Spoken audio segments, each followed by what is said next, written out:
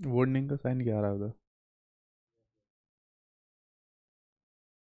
Hello friends, कैसा सब लोग। तो फ्रेंड्स, आज की वीडियो के अंदर बात करेंगे एक नहीं दो नहीं बल्कि आपके 3 से 4 महत्वपूर्ण टॉपिक के बारे में।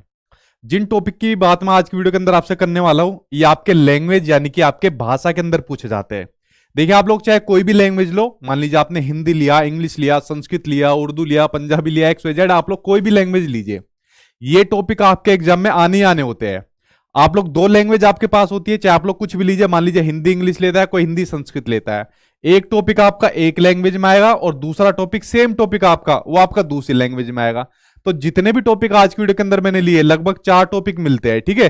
तो 4 टॉपिक मिलाकर कम से कम 6 नंबर से लेकर 8 नंबर तक आज आपके कंफर्म हो जाएंगे इन टॉपिक के माध्यम से।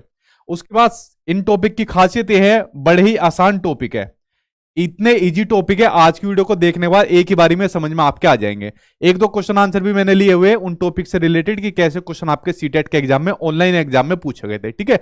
तो चलिए स्टार्ट करते हैं आज के जो लैंग्वेज होती है, भाषा होती है, उसके बड़े ही महत्वपूर्ण और बहुत ही आसान टॉपिक के बारे में। ध्यान से आप लोग समझते जाना। सभी को गुड इवनिंग, मैं ठीक हूं, आई होप आप लोग सब ठीक होंगे। जो लोग नए आए वो चैनल को सब्सक्राइब कर लेना, वीडियो को लाइक एंड शेयर बिना कहे आप लोग कर दिया करो, ठीक। तो चलिए अब करते हैं लैंग्वेज की स्टार्टिंग, करते हैं आपके शुरू। जी मैं ठीक हूं, आई होप आप लोग सब ठीक होंगे। जी ये मैंने कल ही बताया था कि कल मैंने एक वीडियो भी डाली थी कि नोट्स और बुक के लिए डिफरेंस भी बताया था और कौन सी चीज आपके लिए बेस्ट रहेगी वो भी बताया था। उसमें मैंने क्लियर कहा है, अगर आप लोग नोट्स को लेते हो तो आपको XYZ कोई भी बुक लेने की जरूरत नहीं पड़ेगी, ठीक है। कुछ बच्चे कंफ्यूज हो गए। अगर आप नोट्स लेते हो तो कोई बुक आपको नहीं लेनी, ना कोई एनसीईआरटी लेनी, ना प्रीवियस ईयर के लिए लेनी, ना फिर आपको कंटेंट के लिए लेनी है, ठीक है। क्लियर, आपको ये बात पता होनी चाहिए कि नोट्स के बाद फिर आपको XYZ कोई बुक नहीं लेनी, ठीक। इनका मैंने आपको बार बार कहता हूं, इनका 50% भी शायद आपको किताबों में मिल जाए, कई सारा मेटेरियल आपको देखना पड़ेगा एक साथ। चलिए अब शुरुआत करते हैं अपने टॉपिक के बारे में, ठीक। तो टॉपिक की शुरुआत करते हैं। सबसे पहला जो टॉपिक है वो आता है आपके एग्जाम में, लैंग्वेज एक्विजिशन और लैंग्वेज लर्निंग, भाषा अर्जन और भाषा अधिगम के नाम से आपका टॉपिक आता है। और उसी के अंदर मैंने इंक्लूड किया आपकी मदर टंग यानी मातृभाषा को। तो देखिए ये टॉपिक आपके एग्जाम में आने हैं, तो ध्यान से इसको समझना। देखिए सबसे पहले शुरुआत करता हूं मैं लैंग्वेज एक्विजिशन से, यानी जिसका नाम होता है भाषा अर्जन, जिसका नाम होता है भाषा अर्जन का से मतलब होता है जब बच्चा किसी भाषा को एक प्राकृतिक रूप से एक नेचुरल प्रोसेस के थ्रू सीख जाता है। कैसे सीखता है? एक नेचुरल यानी कि एक प्राकृतिक रूप से जब किसी भाषा को सीख जाता है तो वो होता है आपका भाषा अर्जन होता है। भाई जैसे जो हमारी मदर टंग होती है, जो हमारी मातृभाषा होती है, तो इसको हमने कैसे सीखा? इसको सीखने के लिए किसी की जरूरत पड़ी? जैसे जैसे हम बड़े होते गए, हमने अपनी जो फैमिली के अंदर जो भाषा बोली जाती थी उसका हमने इमिटेशन यानी उसका अनुकरण करना शुरू कर दिया। कैसा? उसको अनुकरण करना शुरू कर दिया। अनुकरण का मतलब होता है कॉपी करना। जैसे हमारे घर परिवार के अंदर जो भाषा बोली जाती थी उसको देख देख कर उसको कॉपी करके हम भी वो भाषा बोलना अपना स्टार्ट कर दिया। तो ये होता है आपका लैंग्वेज एक्विजिशन यानी कि भाषा अर्जन, जब किसी भाषा को प्राकृतिक यानी कि नेचुरल प्रोसेस के थ्रू सीखा जाता है। देखो आप लोग इसको जानते होंगे, ये कपिल शर्मा आते हैं, तो कपिल शर्मा हिंदी भी बोलते हैं बट ये आपके मूल रूप से पंजाबी है, ठीक। तो अगर कपिल शर्मा का जैसे इनकी ये बच्ची है, तो अगर इनके घर में कपिल शर्मा पंजाबी भाषा में बोलते हैं तो ये बच्ची भी पंजाबी इजली तरीके से सीख जाएगी। अगर कपिल शर्मा हिंदी में बोलेंगे तो ये हिंदी इजली सीख जाएगी। अगर ये इंग्लिश में बोलेंगे, हालांकि ये बोलेंगे नहीं, ये बताते मेरी टूटी फूटी इंग्लिश है, तो बच्ची इंग्लिश में सीख जाएगी। तो देखिए जैसा भाषा आपके परिवार में बोली जाती है उसी को बच्चा अनुकरण के माध्यम से कॉपी करके उसी भाषा को सीख लेता है। ये होती है आपकी लैंग्वेज एक्विजिशन यानी कि भाषा अर्जन। जैसे मैंने सीख लिया, आप लोगों ने सीखनी, हमारी जो मातृभाषा है, जैसे मेरी मातृभाषा हिंदी है तो मैं ऐसी सीख गया अनुकरण करके, क्योंकि मेरे घर के अंदर मेरी सोसाइटी में बोली जाती थी। तो आप लोग समझ गए भाषा अर्जन क्या होती है? जब किसी भाषा को प्राकृतिक रूप से नेचुरल प्रोसेस के थ्रू सीखा जाता है, एक अनौपचारिक रूप से सीखा जाता है। तो यही इसके अंदर लिखा हुआ है। तो इसमें क्या होता है? इसमें किसी भी रिसोर्स यानी इसमें किसी भी साधन की जरूरत नहीं होती। क्या भाषा हमने जो अपनी मातृभाषा सीखी है, ठीक है, क्या इसके लिए किसी टीचर की जरूरत पड़ी, किसी नियम की जरूरत पड़ी या किसी बुक की जरूरत पड़ी? किसी की जरूरत नहीं पड़ी भाई, ठीक है। अपने आप ही सीख गए ऑटोमेटिक रूप से, अनौपचारिक रूप से हम इसको सीख गए। तो इसमें किसी भी रिसोर्स की यानी संसाधन की आपको जरूरत नहीं पड़ती। उसके अलावा भाषा अर्जन जो होती है वो बड़ी सिंपल और नेचुरल होती है, सहज और स्वाभाविक होती है, ठीक है। अब देखो भाषा जो अर्जन होती है, जैसे हमने अपनी मातृभाषा सीखी तो क्या इसको हमने जटिलता से सीखा? बिल्कुल नहीं सीखा। पहले तुतलाना सीखा, फिर धीरे धीरे उनको सही शब्दों को बोलना सीखा और अपने आप ही अपनी मातृभाषा को सीख गए। तो क्या इसको सीखने के आपको कोई दिक्कत आई है? आप में से कोई ऐसा बच्चा है जिसको दिक्कत आई हो? किसी को दिक्कत नहीं आई होगी, ठीक है। तो ये क्या होती है, बड़ी सिंपल होती है और नेचुरल होती है। ये सबसे ज्यादा पूछा जाता था क्वेश्चन आपके सीटेट के एग्जाम में, जब ऑफलाइन आपका एग्जाम होता था, ठीक है। तो कैसी होती है? लैंग्वेज एक्विजिशन यानी भाषा अर्जन आपकी सहज और स्वाभाविक होती है।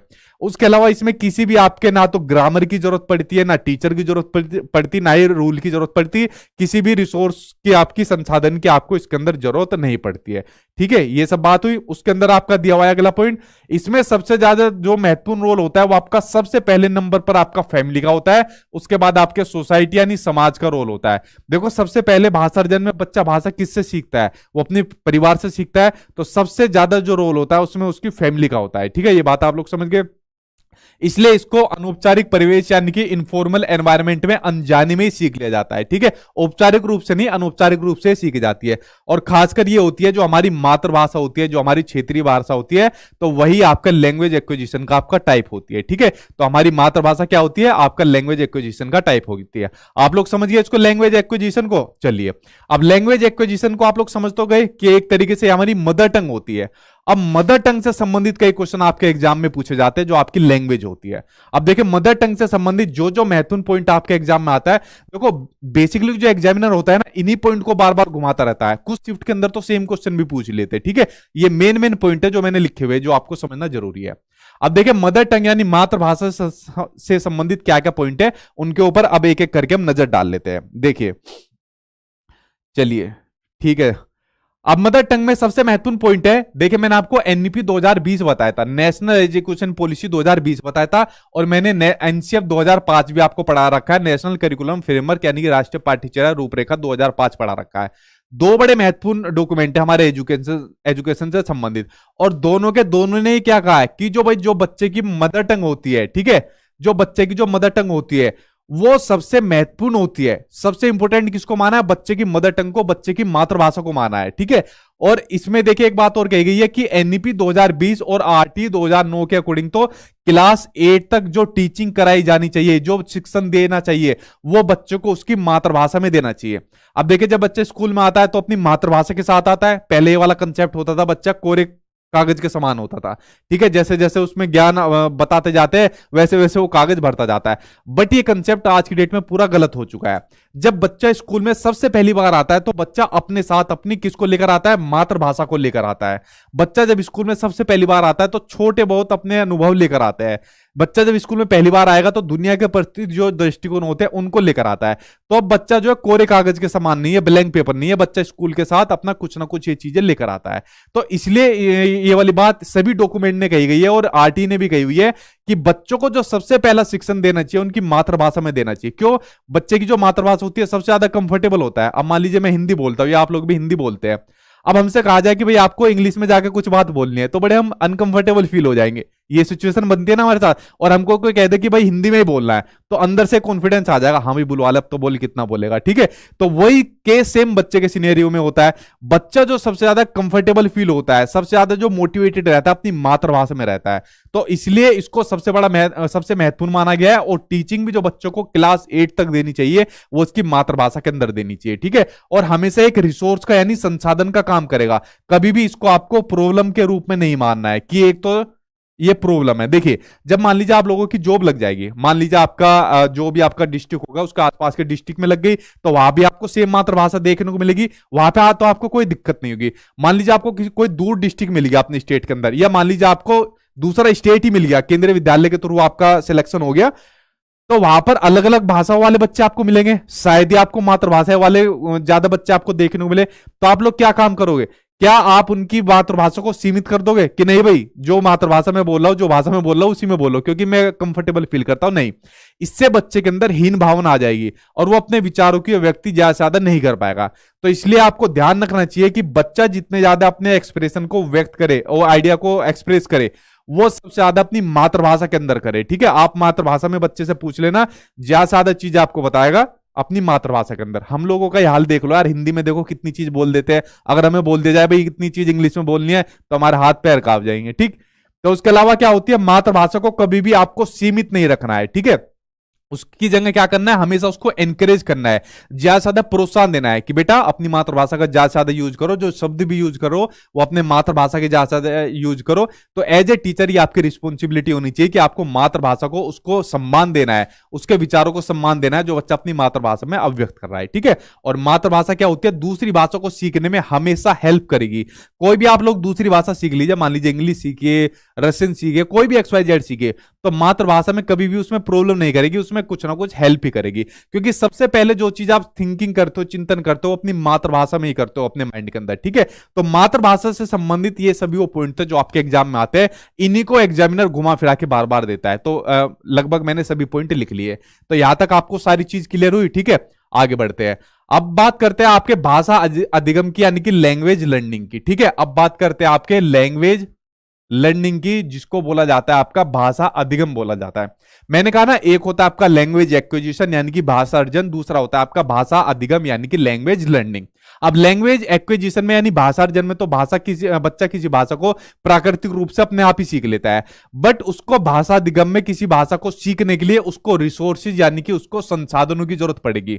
अब मान लीजिए लैंग्वेज एक्विजिशन में तो बच्चे की मातृभाषा होती है, उसको अपने आप सीख लेता है, लेकिन अगर मान लीजिए उस बच्चे को दूसरी लैंग्वेज इंग्लिश सीखनी हो, या फिर मान लीजिए उसको रशियन सीखनी हो, या फिर मान लीजिए उसको जापानी सीखनी हो, कोई भी भाषा सीखनी हो, तो उस भाषा को सीखने के लिए सबसे पहले उस भाषा के उसको टीचर होना चाहिए जो उस भाषा को उसको सिखा सके।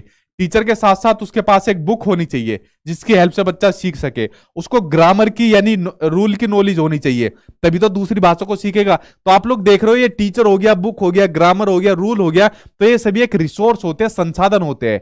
इनके बिना बच्चा दूसरी भाषा को नहीं सीख सकता। इसलिए जो लैंग्वेज एक्विजिशन होती है वो लैंग्वेज लर्निंग के अपेक्षाकृत बहुत क्या होती है, सरल होती है, और ये क्या होती है, आपकी जटिल होती है। ठीक है, यानी कि हार्ड होती है। अब देख लो, हमें कोई कहे कि भाई आपको इंग्लिश सीखनी है, जापानी सीखनी है, तो कहीं ना कहीं थोड़े बहुत तोते हमारे उड़ेंगे ना। ठीक है, तो आप लोग समझ गए इसको। इसमें आपके रूल और व्याकरण का प्रयोग किया जाता है, मैंने आपको बता दिया। ये आपकी सेकंड लैंग्वेज के नाम से जानी जाती है, चाहे इंग्लिश हो, रशियन हो, जापानी हो, XYZ आपकी कुछ भी हो, और ये बेसिकली आपके स्कूल से शुरू हो जाती है। लैंग्वेज लर्निंग कहां से शुरू होती है, आपकी फैमिली यानी आपके परिवार से, और लैंग्वेज लर्निंग कहां से शुरू होती है, ये आपके स्कूल से शुरू हो जाती है। ठीक है, आजकल तो स्कूल वाले छुट्टी आपकी मातृभाषा को सीमित करके क्या कहते हैं, भाई इंग्लिश में बात करोगे। इस स्कूल में बोली सिर्फ इंग्लिश आती है। ठीक है, कोई सही बंदा नहीं मिला, वरना अच्छी तरीके से दर्जीकरण कर दिया इंग्लिश मीडियम स्कूल का। ठीक, आगे देखिए अगला पॉइंट क्या दिया हुआ है भाषा अधिगम में, कि भाषा अधिगम में बच्चों को एफर्ट करना पड़ता है, यानी प्रयास करना पड़ता है। बच्चों क्या, हमें भी एफर्ट करना पड़ जाएगा। सोचो हमें दूसरी भाषा कहने के लिए बोल दिया जाए तो हमारे भी तोते उड़ेंगे। ठीक है, तो ये कहीं ना कहीं आपकी क्या होती है, ये आपकी जटिल होती है, यानी कि आपकी कॉम्प्लेक्स होती है, और वो क्या होती है, आपकी इजी होती है, जो आपकी लैंग्वेज एक्विजिशन होती है। ठीक, ये दोनों में बड़ा बेसिक डिफरेंस है इनके अंदर। इसमें आपको भाई टीचर भी चाहिए, करिकुलम भी चाहिए, बुक भी चाहिए, रूल चाहिए, ग्रामर चाहिए, इन सभी रिसोर्सेज की इसमें आपको जरूरत पड़ती है। तो फ्रेंड्स, अब बताइए भाषा अर्जन, भाषा अधिगम, लैंग्वेज एक्विजिशन, लैंग्वेज लर्निंग आपको अच्छी तरीके से समझ में आ गई ना। और उसके बीच में मैंने मदर टंग के भी जो जो महत्वपूर्ण टॉपिक थे वो भी आपको बता दिए। ठीक है, अब आगे बढ़ता हूं मैं, यहां तक अगर आपको कोई दिक्कत आई हो तो बताइए। अब देखिए, ये जो कंसेप्ट है, ये जो आपका सीटेट का पेपर पिछली बार ऑनलाइन हुआ था उसमें ये पूछा गया था। ठीक है, पहली बार ये देखने को मिला कि भाषा अधिगम में बोधगम्य निवेश क्या होता है। ठीक है, ये बोधगम्य निवेश क्या होता है आपका भाषा अधिगम में। बेसिकली इसको आप लोग समझना, जो आपका कॉम्प्रिहेंसिबल होता है, इसमें बच्चों को ऐसे भाषाई अवसर उपलब्ध कराना होता है जो उनकी भाषा के लेवल से ऊपर होते हैं। अब मान लीजिए बच्चों को कोई लैंग्वेज आ गई, मान लीजिए इंग्लिश बच्चे ने सीख ली। अब इंग्लिश सीखने के बाद उससे कह दिया कि भाई बेटा एक काम करो, आज तुम एंकर का रोल करो, जो टीवी के अंदर एंकर आते हैं। ठीक है, जो टीवी के अंदर एंकर आता है, आज तुम्हें एंकर बनना है, और एंकर बनके सिर्फ इंग्लिश लैंग्वेज का यूज करना है। तो देखो, बच्चे का लैंग्वेज इंग्लिश लैंग्वेज थोड़ी बहुत वो जानता है, लेकिन उससे ऊपर का लेवल दे दिया, क्योंकि वहां पर एक्यूरेट शब्द यूज करने हैं, एक फ्लो रखना है तरीकेपूर्ण। ठीक है, और कुछ ना कुछ नॉलेज चाहिए। तो ये क्या हो जाएगा आपका भाषा अधिगम में, आपका बोधगम्य, आपका निवेश हो जाएगा। अब देखिए, कुछ क्वेश्चन मैंने सामने आपकी स्क्रीन पर लिए। क्वेश्चन बेसिकली आपके हिंदी में है, बट आपकी कोई भी लैंग्वेज हो, इंग्लिश होती, संस्कृत होती, पंजाबी होती, उर्दू होती, तो पॉसिबल नहीं था सभी से संबंधित क्वेश्चन आपके स्क्रीन पर आ जाते। तो इन्हीं से आप लोग समझ जाइए, यही क्वेश्चन आपके, बस लैंग्वेज चेंज होती है, आते यही आपके। ठीक है, अब देखो इसका आंसर आप लोग निकालोगे खुद से, कितने सिंपल आते हैं आपके क्वेश्चन। क्वेश्चन आपका भाषा अधिगम यानी लैंग्वेज लर्निंग और लैंग्वेज एक्विजिशन के बारे में कौन सा कथन आपका सही नहीं है, आपको नेगेटिव ऑप्शन बताना है। अब देखें, नेगेटिव ऑप्शन के ऊपर एक बार नजर डाल लेते हैं। पहला दिया हुआ है इन दोनों के बारे में, यदि मौका दिया जाए, अपॉर्चुनिटी दी जाए और प्रवेश दिया जाए तो सभी बच्चे क्या होते हैं, अनेक भाषाएं सीख सकते हैं। बिल्कुल सही बात है, अगर किसी बच्चों को मौका दिया जाए तो बच्चा कुछ भी सीख सकता है। अगला क्वेश्चन आपको ऑप्शन दिया हुआ है, प्रथम भाषा दूसरी भाषा के अधिगम में व्यवधान यानी कि प्रॉब्लम डालते, बिल्कुल गलत। ये तो इसको हेल्प करती है, मैंने शुरू में ही बताया था, कभी भी प्रॉब्लम नहीं डालती। प्रथम भाषा कौन सी होती है, जो बच्चे की मदर टंग होती है, यानी जो बच्चे की मातृभाषा होती है वो होती है उसकी प्रथम भाषा। और दूसरी भाषा क्या होती है, जो बच्चा सीखता है, इंग्लिश हो, जापानीज हो, कुछ भी हो, ठीक है। तो ये कभी भी व्यवधान नहीं डालती, हमेशा हेल्प करती है। तो दूसरा ऑप्शन गलत हो गया और आंसर भी सही होगा, क्योंकि क्वेश्चन आपसे वहां से नेगेटिव में पूछा है, ठीक है।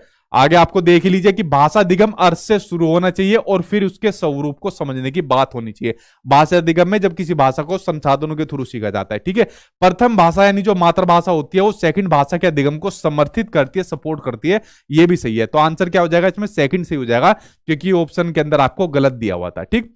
चलिए अगला क्वेश्चन आपको देख लेते हैं। अगला क्वेश्चन आपको क्या दिया हुआ है, अगला क्वेश्चन आपके स्क्रीन पर आ गया कि ज्ञान की अवचेतन स्वीकृति, जहां जो सूचनाएं होती है, इंफॉर्मेशन होती है, वो संप्रेषण यानी कम्युनिकेशन के माध्यम से हमारे माइंड में कलेक्ट हो जाती है, उसे भाषा के किस रूप में जाना जाता है। अब देखिए जैसे हम छोटे बच्चे थे और जितने हम बड़े हो गए तो हमारे माइंड के अंदर पता नहीं कितनी इंफॉर्मेशन कलेक्ट है। जब हम छोटे थे हमें परिवार का पता चला, स्कूल का पता चला, स्कूल के अंदर क्या पढ़ाया जाता है, फिर हम अपने कैरियर के लिए हमको क्या सेलेक्ट करना था, आपके सचिन सर का आपको पता चला, तो पता नहीं कितनी इंफॉर्मेशन आपके माइंड के अंदर आपकी स्टोर है। क्या इन इंफॉर्मेशन को सीखने के लिए आपको कुछ मेहनत करनी पड़ी है, अपने आप ही पता चल गया ये हमारा फैमिली है, ये हमारे सर है, ये हमें चीजें करनी है, ठीक है। तो ये क्या होता है, आपका लैंग्वेज लर्न एक्विजिशन होता है। ये गलत हो गया इंग्लिश में, लैंग्वेज आपका एक्विजिशन ये आपका होगा, ठीक है। चलिए बढ़ते अब आपके अगले टॉपिक की ओर। नहीं टॉपिक नहीं, अगला क्वेश्चन ही आपका। अगला क्वेश्चन आपको दिया हुआ है कि एनसीएफ 2005 प्राइमरी लेवल पर किस भाषा को अनुदेशन माध्यम बनाने की सिफारिश करता है। देखिए एनसीएफ 2005 हो, चाहे एनईपी 2020 हो, चाहे आरटीबी हो, इन्होंने कहा है सबसे महत्वपूर्ण होती है बच्चे की मदर टंग, और एटलीस्ट आपको 8 क्लास तक आपको मातृभाषा में बच्चों को शिक्षण देना है, यानी कि टीचिंग देनी है। तो किसकी सिफारिश करते हैं, आपके मदर टंग की आपकी सिफारिश करते हैं। यहां तक क्लियर हुआ।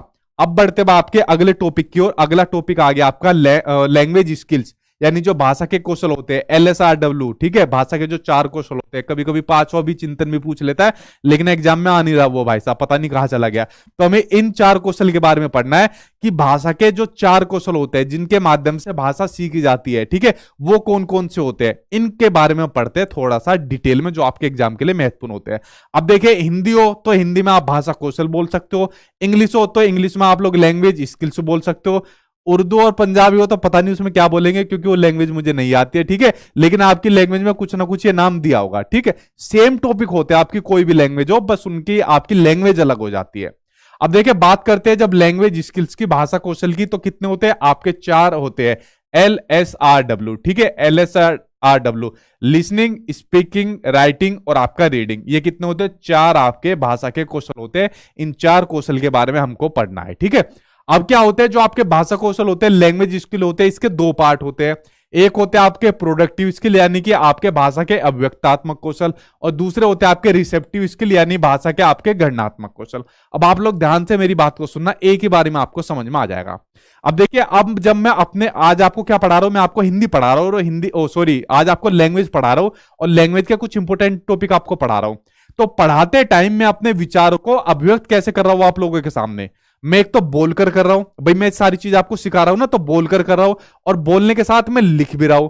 तो जो बोलना होता है और जो लिखना होता है, ठीक है, जो आपका वाचन और जो आपका लेखन होता है, ये होता है आपके भाषा के अव्यक्तात्मक कौशल, यानी कि भाषा के आपके प्रोडक्टिव स्किल, आपके उत्पादक कौशल होते हैं आपके। जब हम अपने विचारों को बोलकर या लिखकर दूसरे के सामने अव्यक्त करते हैं, तो ये भाषा के अव्यक्तात्मक कौशल होते हैं।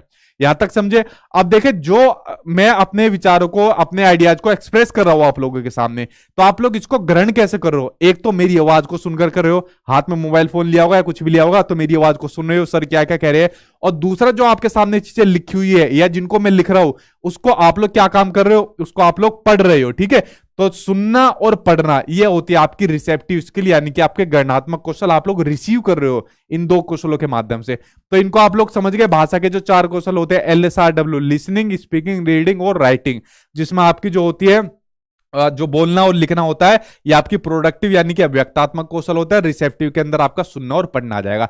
यहां तक इतनी इंफॉर्मेशन आपको जानना जरूरी थी, ये बिल्कुल बेसिक जानकारी थी और सबसे ज्यादा भी यही भी आती है एग्जाम के अंदर। ठीक, अब बढ़ते हैं इनसे संबंधित कुछ और पॉइंट के बारे में जो आपको समझने जरूरी है। देखिए, अब जो भाषा के चारों कौशल होते हैं ये आपस में अंतर संबंधित होते हैं, यानी कि आपके इंटरकनेक्टेड होते हैं।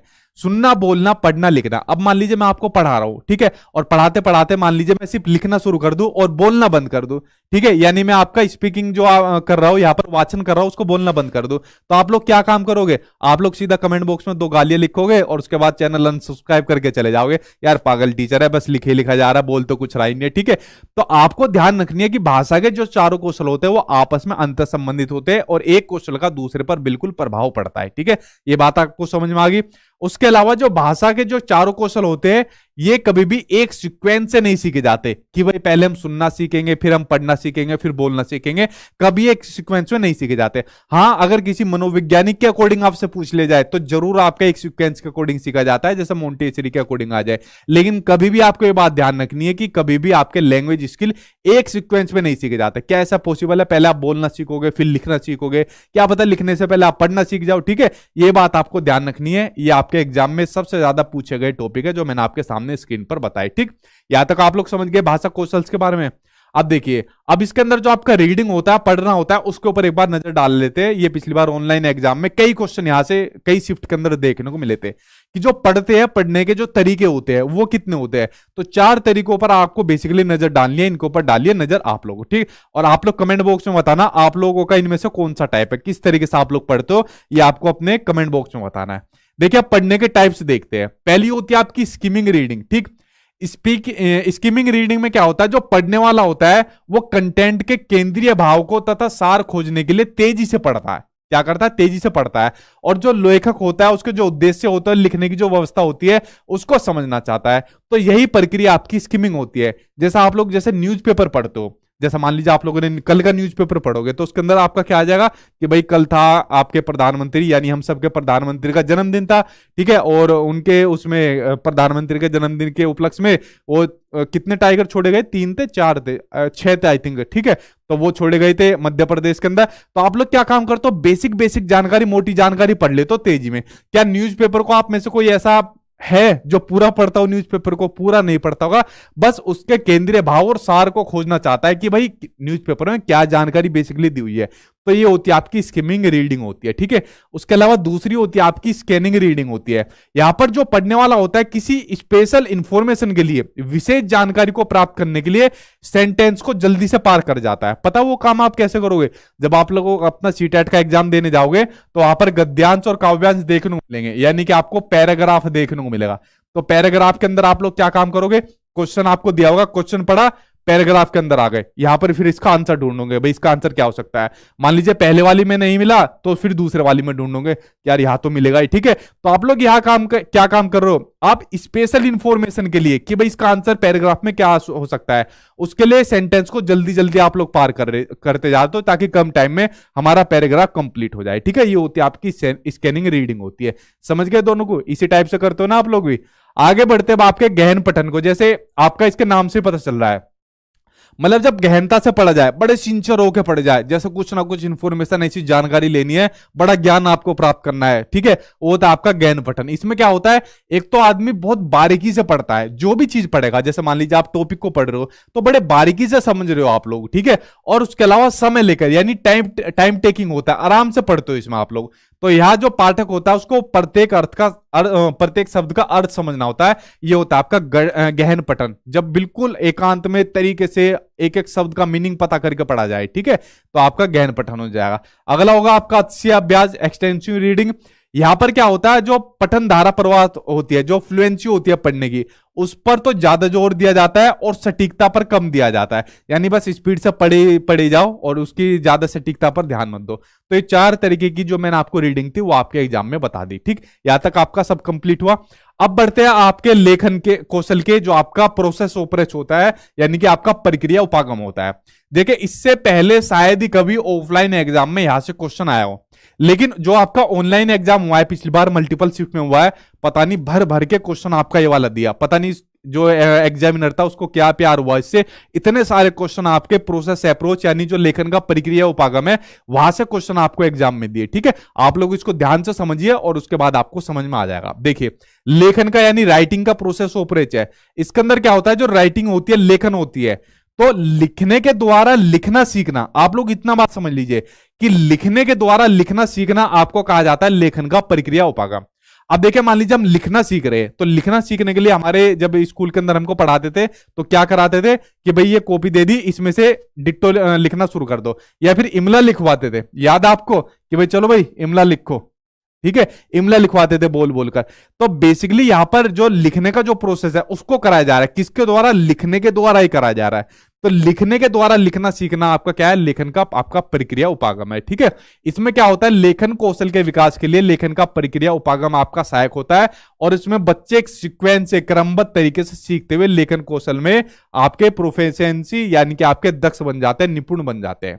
अब इस लेखन प्रक्रिया की उपागम का एक सीक्वेंस होता है, एक क्रम होता है, इसके ऊपर नजर डाल लेना, आपके एग्जाम में आया। लेकिन सबसे ज्यादा आपका लेखन का प्रक्रिया उपागम आया, लेकिन इसके जो आपके स्टेप होते हैं उनके ऊपर भी नजर डाल लीजिए। मान लीजिए आपको कोई चीज लिखनी है, एक प्रक्रिया से आपको गुजरना है लिखने की। मान लीजिए मेरे बारे में लिखना है, पहले क्या काम करते थे, कोई भी टॉपिक दे दिया, चलो भाई गाय के ऊपर ऐसे लिख कर दिखाओ, तो गिने चुने सेंटेंस पता होते थे कि गाय जो उसके 4 टांगे होती है, पूंछ होती है, और उसके अलावा दूध देती है, इनके अलावा ज्यादा नहीं लिखा जाता था। लेकिन अगर लिखने की इसको एक सीक्वेंस में लिखा जाए तो क्या होगा आपका, सबसे पहले होगा आप लोग विचार विमर्श करोगे, मंथन करोगे कि गाय के ऊपर क्या क्या चीज लिखनी है, गाय के बारे में आप लोगों को क्या क्या जानकारी पता है।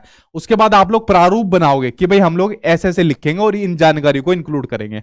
उसके बाद जो जानकारी आप लोग लिखोगे उसको आप लोग रिपीट करोगे, दोहराओगे, या फिर उसमें कुछ संशोधन करोगे। ठीक है, उसको एकोमोडेट आप लोग करोगे और लास्ट में उसका संपादन करोगे। तो ये क्या होता है, आपका लेखन प्रक्रिया उपागम का एक सीक्वेंस यानी कि एक क्रम होता है। ठीक है, अब यहां से जुड़े हुए कुछ 2-4 क्वेश्चन आपके सामने स्क्रीन पर आ गए, तो चलो भाई अब इनका आंसर दो, आप लोग खुद से एक एक करके आप लोग आंसर दीजिए। ठीक है जी, टाइगर, अच्छा 8 आए थे टाइगर, अच्छा 8 थे, नहीं मुझे लगा 3 या 4 थे, शायद मोदी जी ने 3 छोड़े थे शुरुआत में। ठीक है चलो भाई, इसका मतलब जी के अच्छी हो रही है आप लोगों की। तो कौन सी रीडिंग के अंदर आप लोग आ रहे हो बताओ कमेंट बॉक्स में, जब आपने बता दिया। देखिए आप क्वेश्चन के ऊपर एक बार नजर डाल लेते हैं। क्वेश्चन आपको दिया है कि इनमें से कौन भाषा कौशल यानी जो आपकी लैंग्वेज स्किल होती है उसके शिक्षण के लिए सबसे महत्वपूर्ण गतिविधि होगी। लैंग्वेज स्किल के शिक्षण के लिए सबसे महत्वपूर्ण गतिविधि होगी कविता वाचन करना है, यानी उसको पोइट्री पढ़ाना नहीं, क्लास में नाटक करना यानी कि रोल प्ले। देखिए इस चीज के ऊपर नजर डालिए, सबसे महत्वपूर्ण आपका रोल प्ले यानी कि नाटक करना। आपको अगर भाषा कौशल का विकास करना है या बच्चे की भाषा का विकास करना है, सबसे बढ़िया तरीका होता है बच्चों को रोल प्ले करा दो। बच्चों को क्या काम कराओ कि बेटा तुम तो बैंक करो, बैंक वाले बन गए, और हम कस्टमर है, हम बैंक में जाके पैसा जमा करेंगे, बैंक का प्रोसेस जानेंगे। आपस में क्या होगा, उनका संवाद होगा, कम्युनिकेशन होगा, डिस्कशन होगा। तो जितना ज्यादा आपस में बच्चा डिस्कशन करेगा उतना ज्यादा ही बच्चे की भाषा का विकास होता जाएगा। तो सबसे अप्रोप्रिएट जो माना जाता है बच्चे के विकास के लिए और भाषा कौशल के विकास के लिए, वो रोल प्ले यानी कि क्लासरूम में कोई नाटक वगैरह करा दो, वो सबसे अप्रोप्रिएट उसका माना जाता है। ठीक है, चलिए बढ़ते हैं आपके नेक्स्ट क्वेश्चन की ओर। अगला क्वेश्चन आपको क्या दिया हुआ है, संस्कृत की भी कराऊंगा मैं क्लास, संस्कृत की, इंग्लिश की और आपकी साइंस की रुकी हुई है, वो मैंने भी आप जानकर छोड़ी हुई है। एक बार नोटिफिकेशन आ जाए ना, क्योंकि बहुत से बच्चों को तो कंफ्यूजन रहती है कि इंग्लिश ले या संस्कृत ले, तो मैं कराऊंगा, बेफिक्र रहिए, वरना नोट्स के अंदर मैंने सब डाला हुआ है, तब तक आप लोग वो पढ़िए, उनकी क्लास भी मैं लूंगा भाई, मैं कहीं नहीं जा रहा, यही हो। ठीक, अगला क्वेश्चन देखिए आपके जो स्क्रीन पर आ गया कि एक भाषा शिक्षक को, लैंग्वेज के टीचर को स्टूडेंट में लेखन कौशल का, लिखने के कौशल का विकास करना है, तो आवश्यक रूप से किस पर ध्यान केंद्रित करने चाहिए। वेरी वेरी इंपॉर्टेंट क्वेश्चन है आपका, देखिए ध्यान से सुनना मेरी बात को। सीटेट में ये क्वेश्चन बहुत पूछा जाता है, आपकी कोई भी लैंग्वेज हो चाहे आपकी, ठीक है, कि अगर बच्चे के अंदर लेखन कौशल का विकास करना है, लेखन का यानी आपको उसका राइटिंग का विकास करना है, राइटिंग का डेवलपमेंट करना है, सबसे बढ़िया तरीका पता है क्या होगा, जो बच्चे के विचार है, जो बच्चे के जो भी विचार होते हैं उनको अभिव्यक्त करने का मौका दिया जाए। कैसे अभिव्यक्त करने का मौका दिया है, देखिए अब लेखन कौशल का कैसे होगा। हमारे टाइम में तो मैंने आपको बता दिया, चलो भाई इमला लिखो, या फिर बोर्ड पर लिख दिया, इसको सेम एज इट इज लिखो। आप लोग बच्चे से पता है क्या कहिए कि बेटा जो आपने, आपके साथ कल पूरे दिन भर में आपका पूरा शेड्यूल था, जो जो आपने कल पूरे आपके दिन में किया, उसको अपने विचारों में, अपने शब्दों में लिखिए। तो बच्चा बहुत सारी चीजें लिख देगा जब अपना बच्चा अपने विचारों को लिखेगा। तो ये अपने बच्चों से पूछेगी कि बेटा आप लोग घूमने कहाँ गए थे, मामा के घर गए थे, तो वहां पर आपने क्या क्या चीज करी, उसको आप लोग लिखिए। जब बच्चे के विचारों की बात आ जाएगी ना, बच्चे के पास इतना कंटेंट मिलेगा लिखने के लिए भी, पढ़ने के लिए भी, हर चीज के लिए भी। ठीक है, तो सबसे बढ़िया तरीका रहेगा जो लिखने का रहेगा, आपका लेखन कौशल रहेगा, राइटिंग स्किल का रहेगा, कि बच्चे के जो विचार है उनको ज्यादा ज्यादा अप्रिशिएट करा जाए, उनको ज्यादा ज्यादा इंकरेज करा जाए। ये सबसे बढ़िया तरीका आपका रहेगा। वरना आप और हम लोग एक ही प्रोसेस से गुजरे हुए, चलो भाई लिखो ही मिला, ठीक है, इसी तरीके से वो काम अब नहीं चलने वाला। ठीक, तो उसके आपको विचारों को आपको ज्यादा से ज्यादा सम्मान देना है। तो देखिए, अच्छी लिखावट कोई फायदा नहीं करेंगे अच्छे लेखन के लिए, ग्रामेटिकल जो साइड होती है, व्याकरण पक्ष, वो भी नहीं करेगा, शब्द सीमा भी नहीं करेंगे, विचारों की अभिव्यक्ति सबसे ज्यादा महत्वपूर्ण रहती है लेखन कौशल के लिए। ठीक है, बच्चे के पास बहुत भंडार देखने को मिलेगा। बढ़ते अब आपके अगले क्वेश्चन की ओर। अगला क्वेश्चन देखिए क्या दिया हुआ है कि क्लास 8 की इंग्लिश की टीचर स्टूडेंट्स को एक छोटी कहानी पढ़ने और प्रत्येक वाक्य में जो सर्वनाम होते हैं, सर्वनाम क्या होते हैं, वह, तुम, आप, हम के बारे में डिस्कशन यानी चर्चा करती है। तो यह गतिविधि एक्टिविटी किस तरीके के पठन के साथ सर्वाधिक रूप से संयोजित है। देखो, मैंने आपको पठन के यानी रीडिंग के टाइप्स बताए थे, तो बताओ क्या काम करते हैं। तो उसने क्या काम करा, एक छोटी कहानी पढ़ने को कह दिया बच्चों को, और उसमें जो भी सेंटेंस के अंदर सर्वनाम आ रहे थे उसके बारे में चर्चा करने के लिए कह दी। तो बेसिकली सर्वनाम पर चर्चा के लिए वो उनको फोकस कराना चाह रही है। तो कैसी टेक्निक का यूज कर रही है, विस्तृत पठन का कर रही है, नहीं, बारीकी से पठन का कर रही है, नहीं, गहन पठन कर रही है, इंटेंसिव रीजनिंग कर रही है कि बेटा गहन अच्छे तरीके से पढ़ो, और पढ़ने के बाद जहां पर भी आपको सर्वनाम देखने को मिल रहा है उनके ऊपर डिस्कशन यानी चर्चा करो। ठीक है, तो आपका गहन पठन हो जाएगा। बढ़ते अब आपके नेक्स्ट क्वेश्चन की ओर। अगला क्वेश्चन देखते हैं आपको क्या दिया है। अगला क्वेश्चन बड़ा सिंपल क्वेश्चन है, इसके ऊपर नजर डालिए। ठीक है, देखो कितना लड्डू क्वेश्चन आ गया कि भाषा के उत्पाद कौशल यानी जो प्रोडक्टिव स्किल होती है, जो लैंग्वेज की जो प्रोडक्टिव स्किल होती है, जो भाषा के उत्पाद कौशल होते हैं, वो कौन से होते हैं। उत्पाद कौशल मैंने आपको क्या बताया था, जब हम अपने विचारों को अव्यक्त करते हैं, तो अपने विचारों को अव्यक्त कैसे करते हैं, एक तो बोलकर करते हैं और दूसरा लिखकर करते हैं। तो बोलना और लिखना यानी वाचन और लेखन आपके क्या हो जाएंगे, उत्पादक कौशल हो जाएंगे। तो भाषा कौशल से संबंधित जो जो पॉइंट थे मोस्टली सभी मैंने ले दिए, और यही आपके मेन बार बार क्या होता है, रिपीट होते रहते हैं। जैसे अगला क्वेश्चन एक और ले दिया कि भाई न्यूज़पेपर की मुख्य पंक्तियों पर सरसरी नजर से, बोलते हैं ना भाई सरसरी नजर से पढ़ना है आपको, तो सरसरी दृष्टि डालना किस प्रकार का पठन है। तो न्यूज़पेपर के ऊपर कैसी डालते हो आप लोग, सरसरी डालते हो। कोई पूरा पढ़ता है, पूरा नहीं पढ़ता। ठीक है, क्या ये गहन पठन है, नहीं, गहन तो पढ़ ही नहीं सकते, वरना पूरा न्यूज़पेपर पढ़ना पड़ेगा। बारीकी से भी नहीं पढ़ सकते, विस्तृत नहीं, सरसरी दृष्टि से देख रहे हैं। जब सरसरी दृष्टि वहां लिख दिया और ऑप्शन में भी लिख दिया, इसका आसान आंसर क्या हो जाएगा। ठीक है, तो आंसर 4 आपका सही हो जाएगा। वरना आपका कौन सा होता है, आपका जो शुरुआत वाली बताई थी, कौन सी बताई थी, बताओ कमेंट बॉक्स में। अब आ जाते हैं आपके अगले टॉपिक की ओर, जिसका नाम आपका मल्टीलिंग्वलिज्म यानी कि बहुभाषिकता। 1 नंबर का आपका 1 लैंग्वेज में आएगा, 1 का आपका 2 में आएगा।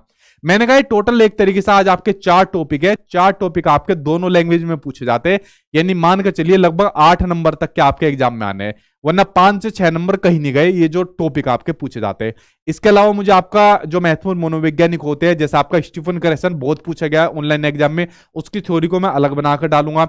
आपके जो नोम चोम्स्की होते हैं, जीन पियाजे होते हैं, वाइगोत्स्की होते हैं, और आपका बीएफ स्किनर होते हैं, इन्होंने भाषा पर जो अपने विचार दिए उनके बारे में मैं अलग से बनाकर डालूंगा। तो कुछ महत्वपूर्ण टॉपिक होते हैं जो आपकी लैंग्वेज में होती है, लैंग्वेज ही पूरा टॉपिक है, तो सब मैं आपको कराऊंगा, आप लोग बेफिक्र रहना। ठीक है, तो उसी में आज एक और महत्वपूर्ण टॉपिक है जिसका नाम आपका मल्टीलिंग्वलिज्म यानी कि बहुभाषिकता, जहां पर एक से ज्यादा भाषाएं देखने को मिले, जैसे हमारा जो देश है। आप लोग समझ गए इसके बारे में। ठीक है जी सर, नोट्स बहुत अच्छी है लेकिन बहुत ज्यादा भी है, तो कोई आइडिया दे सकते हो कैसे टॉपिक कंप्लीट करें। देखिए बहुत ज्यादा तो कंटेंट है ही, और वो नोट्स आपको इसलिए नहीं दिए कि ताकि आप लोग पास हो जाए।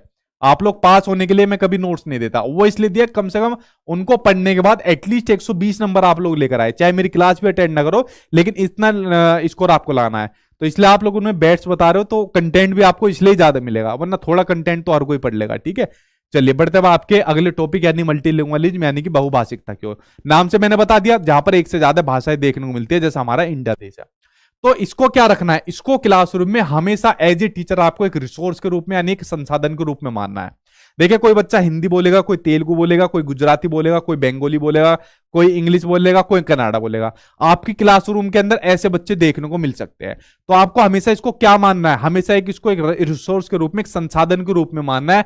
कभी भी आपको इसको प्रॉब्लम नहीं मानना। क्या नहीं मानना, प्रॉब्लम नहीं मानना कि मुझे तो इतनी सारी भाषाएं आती नहीं तो मैं क्या करूंगा। ठीक है, तो इसको प्रॉब्लम नहीं मानना। आपको हमेशा एक संसाधन का काम करती है। क्यों करती है, देखिए इससे क्या होती है, जो वोकेब होती है वो इंक्रीज होती है, शब्द भंडार इंक्रीज होता है।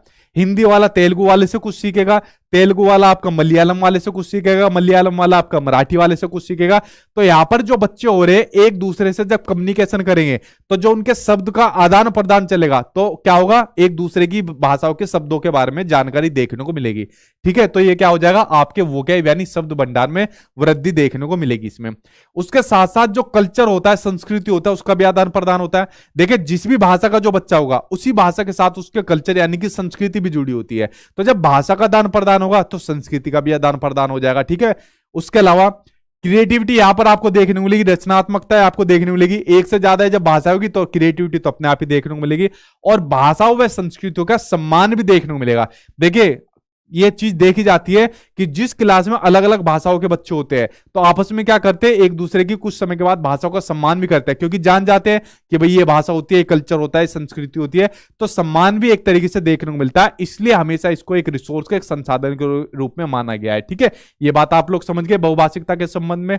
आगे आपको दिया हुआ है, इसी के अंदर एक महत्वपूर्ण पॉइंट है कि मातृभाषा आधारित बहुभाषिकता। ठीक है, मातृभाषा मैंने आपको बता दिया जो आपकी मातृभाषा होती है, और बहुभाषिकता ये होगी जहां पर कई सारी भाषाएं आपको देखने को मिलती है। ये क्वेश्चन आई थिंक 4-5 बार आपके ऑनलाइन शिफ्ट के अंदर पूछा गया था, जो आपके ऑनलाइन एग्जाम हुआ था पिछली बार। ठीक है, और देखिए क्या होता है, मातृभाषा पर आधारित बहुभाषिकता यानी कि आपका जो स्टूडेंट होता है सबसे पहले जो उसकी मातृभाषा होता है उसमें पढ़ना स्टार्ट करता है या उसमें कोई भी काम करना स्टार्ट करता है, और बाद में जो भाषाएं होती है, कई सारी भाषाएं होती है, उनको सीख लेता है। यानी दूसरी भाषाओं को सीखने का आधार क्या होता है, बच्चे की मातृभाषा होती है। मातृभाषा के आधार पर बच्चा दूसरी भाषा को सीख लेता है, ये होता है आपका मातृभाषा आधारित आपका बहुभाषिकता होता है। ठीक है, इसी के अंदर आपका जो बहुभाषिकता होता है तो एनसीएफ 2005 कहता है, या जो आपका एनईपी 2020 है कि भाई बच्चों को आप त्रिभाषा में पढ़ाओ, 3 भाषा में पढ़ाओ। तो 3 लैंग्वेज फॉर्मूले की वकालत करता है, कौन करता है, एनसीएफ 2005। लेकिन आरटी कह रहा हूं, एनईपी 2020 कहता है कि जो 3 लैंग्वेज फॉर्मूला है ये आपका फ्लेक्सिबल होना चाहिए, ये आपका लचीलापन होना चाहिए। ठीक है, ऐसी कोई चीज नहीं है कि हमें बच्चों पर उसको थोपना चाहिए। तो थोड़ा बहुत अंतर यहां पर देखने को मिला भाषा के संबंध में 3 लैंग्वेज फॉर्मूला के अंदर, एनसीएफ और आपके एनईपी के अंदर। अब देखिए 3 लैंग्वेज फॉर्मूला के अंदर क्या बात कहता है कि बच्चों को स्कूल के अंदर आपको 3 भाषाएं पढ़ानी जरूरी है। अब वो 3 भाषाएं कौन कौन से नजर डालते हैं, देखिए 2 तरीके के क्षेत्र है। एक होता है आपका हिंदी क्षेत्र, हिंदी भाषी क्षेत्र, जहां हिंदी बोली जाती है मातृभाषा के रूप में, जैसे दिल्ली हो गया, हरियाणा हो गया, उत्तर प्रदेश हो गया, बिहार हो गया, ये आपके हिंदी क्षेत्र हो गए।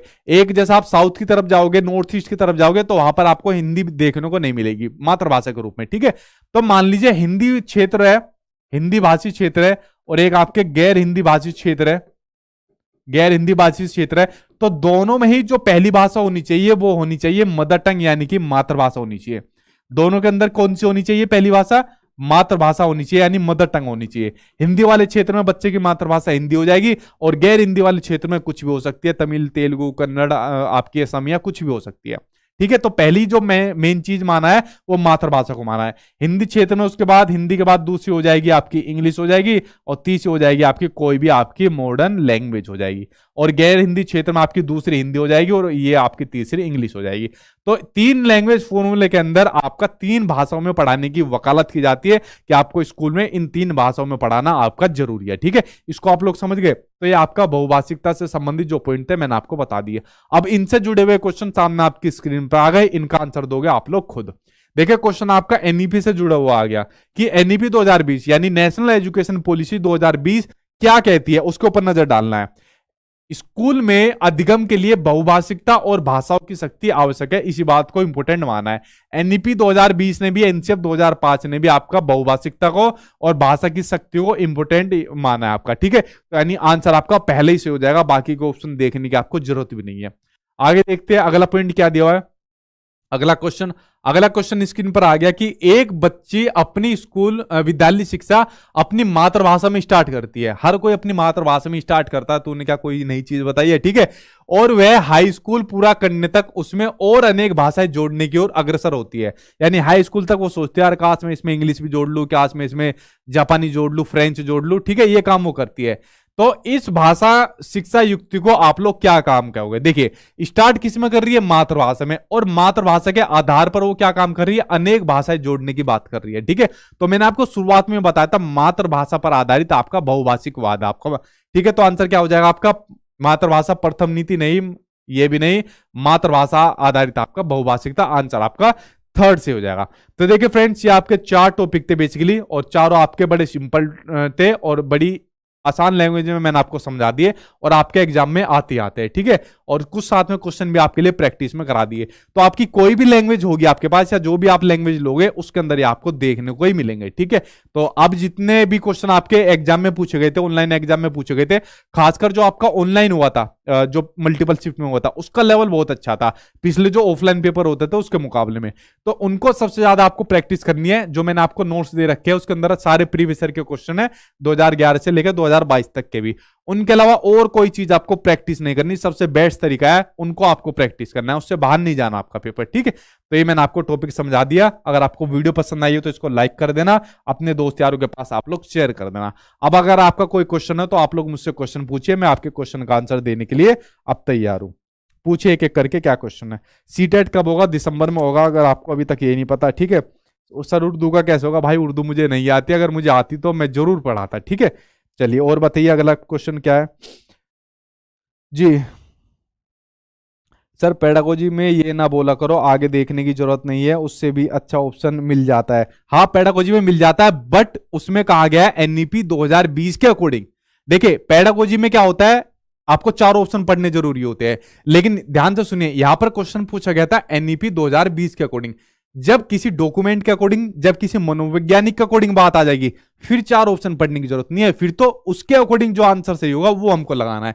इसलिए मैंने सिर्फ पहले पर आंसर लगाने के बाद बाकी के ऑप्शन इसलिए नहीं पढ़े, क्योंकि एनईपी 2020 के अकॉर्डिंग यहां पर बात हो रही थी, ठीक है। तो आप लोग समझ गए, ठीक है। ये मत सोचा करो हमको कुछ नहीं आता, तुमसे बहुत ज्यादा एडवांस है भाई। चलिए और पूछे क्या क्वेश्चन है आपका जी। सर आप एचटेट का भी कराइए। देखिए एचटेट का टाइम कम है, तो एचटेट का अगर आप लोग क्लास भी करते रहेंगे, मेरी यूपीटेट की क्लास देखिए। एचटेट के लिए सबसे बढ़िया पता है क्या है? एक सेकंड, अगर आपको एचटेट की तैयारी करनी है तो मैंने यूपीटेट की मैराथन क्लास डाली हुई है, मैंने सीडीपी की डाली हुई है, ईवीएस वगैरह की डाली हुई है। तो मेरी प्लेलिस्ट में जाकर देखना, तो सीडीपी ईवीएस वगैरह की आपको मैराथन क्लास आपको देखने को मिलेगी। हाँ हिंदी की भी है, 3 सब्जेक्ट की आपको मिल जाएगी। उन 3 को आप लोग कर लेना, एचटेट आपका बाहर नहीं जाएगा उससे, ठीक है। उन 3 को आप लोग कर लेना अच्छी तरीके से। यूपीटेट वाली, सीटेट वाली ज्यादा मत करना, सीटेट से इतना ज्यादा एचटेट में नहीं आता।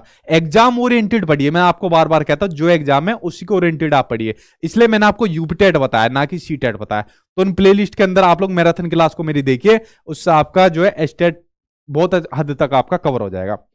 और पूछे भाई क्या क्वेश्चन आपका? सीटेट का नोटिफिकेशन आपको मैंने बताया, ये हफ्ता आपका खत्म होने वाला है, अब आपका कुछ समय के बाद कभी भी आपको देखने को मिल जाएगा जी। ये तो कमेंट रुक ही नहीं रहे, 1 सेकंड रुको भाई, आपके कमेंट नहीं रुक रहे। 1 सेकंड, क्या हो गया? कोई क्वेश्चन हो तो पूछे जल्दी, आपके कमेंट बॉक्स रुक नहीं रहे जी। ये सारे टॉपिक दिए हुए हैं, ये सीडीपी के अंदर टॉपिक नहीं मिलेंगे जो आप नोट्स के अंदर सीडीपी के अंदर ढूंढ रहे हो। ये टॉपिक आपके सीडीपी के अंदर नहीं है, ये आपके भाषा के यानी लैंग्वेज के अंदर है। जैसे जो हिंदी दे रखे हैं मैंने नोट्स के अंदर, उसके अंदर ये सारे टॉपिक आपको दिए हुए हैं। तो सीडीपी में मत ढूंढिए इनको, ये आपके सीडीपी में नहीं आते, ये आपके लैंग्वेज के अंदर आते हैं, ठीक है। तो भाषा वाले में आप लोग इनको जाकर ढूंढिए। उर्दू का सर आप जैसे नहीं है सर, हसीब अख्तर। देखिए अगर मुझे आती मैं बता दिया, उर्दू क्या मैं पंजाबी पढ़ा देता, बट मुझको आती नहीं है वो लैंग्वेज। जो चीज मुझको आती नहीं तो मैं आपको कैसे करा सकता हूँ, ठीक है। तो आप लोग देख लीजिए जो भी आपके पास बढ़िया रिसोर्स मिल जाए आपका, ठीक है वो जी। और पूछे क्या क्वेश्चन आपका? सीटेट के बाद गवर्नमेंट जॉब कैसे लगती है बिना केवीएस और डीएसएसपी के? बहुत बढ़िया भाई। अगला पूछिए, इतना खतरनाक क्वेश्चन पूछ लिया। बिहार में तो लग जाती है आपकी, बिहार का आई थिंक अभी वेट चल रहा है, वरना और जगह तो आपको डीएसएसबी केवीएस सुपरटेट आपको देना ही पड़ेगा। और पूछिए। चलिए अब क्वेश्चन ज्यादातर आपके वही आ रहे हैं, ठीक है। इमला क्या होता है? बाकी बच्चे बता देंगे, बता दो भाई इनको, ये पूछ रहे हैं इमला क्या होता है, इनको बता दो इमला क्या होता है, ठीक है। चलिए अब मैं वीडियो को यही स्टॉप करता हूं। आई होप आपको वीडियो पसंद आई होगी, तो यही तक अब वीडियो को स्टॉप करता हूं, और इसी तरीके से क्लास यूट्यूब पर चलती रहेगी। Thank you.